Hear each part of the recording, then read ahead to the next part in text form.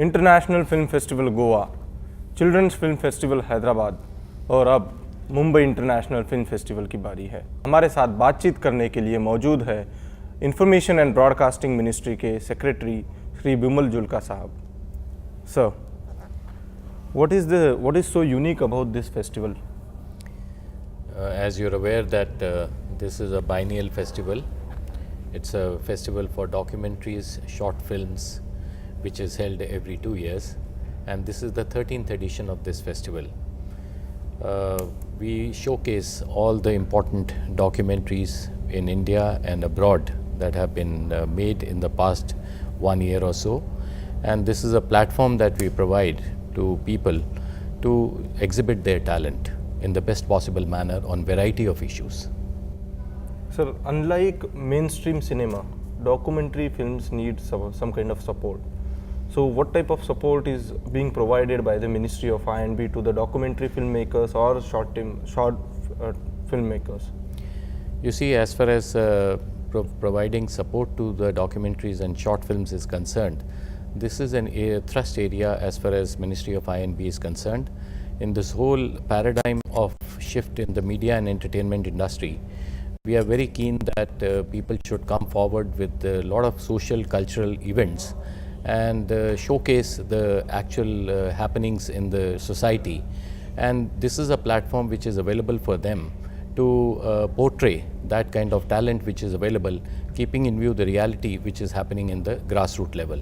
So as far as I&B ministry is concerned, we have a budgetary provision for making of documentaries for their production, and we will shortly be entering into the area of co-productions also in this regard. Okay. So what is this area of co-production that you are entering into? Can you elaborate on it? As you are aware that we are getting large number of entries from India and abroad. This year we are getting roughly about 600 odd entries in the national sector and about 200 plus entries in the international sector. There are a number of countries which have evinced interest as far as the co-production activities are concerned, where we could have some kind of joint collaborations with the producers of various countries. So we would like to enhance this kind of facility to all our filmmakers in this regard. Yes, sir, you have brought many new innovations in this festival. So can you throw some light on these innovations that you are bringing into the Mumbai International Film Festival? Well, as far as the innovations are concerned, it's a dynamic and an ongoing process. Every year there are new features which are added. The idea was that this year we should make it as transparent as possible. We have tried to set up a jury which is fully of international and national nature.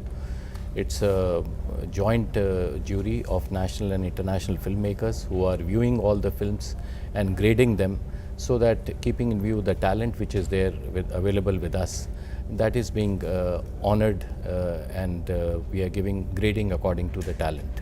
This time, sir, you have brought new feature that the movie screening, parallel screening will be happening at various places. So what is the reason behind it? Actually, from time to time we have been receiving a lot of requests from people all over the country, which happened in the case of IFFI also, as well as Children Film Festival, because these events are held at a particular location. So people in the other areas are deprived of taking the benefit of these screenings. So it's an attempt being made to ensure that the public outside also is able to see these films and enjoy whatever screenings are available with us. Sir, there is a need to popularize these such kind of festivals. So what kind of initiatives ministry is taking with regard to the popularizing festivals? I think as far as the ministry is concerned, we have set up already a new media wing, as you are aware of it, and this is the first time that the new media wing has already been set up. So apart from the new media wing, we want that there should be society also which should be participating in a large measure in these festivals, and we should get astounding response from the public also in this area. So it's not I&B ministry alone, but it's a collaborative and a joint effort of the society also in this regard. Okay. So apart from this festival, there is some national heritage mission that is going to come up.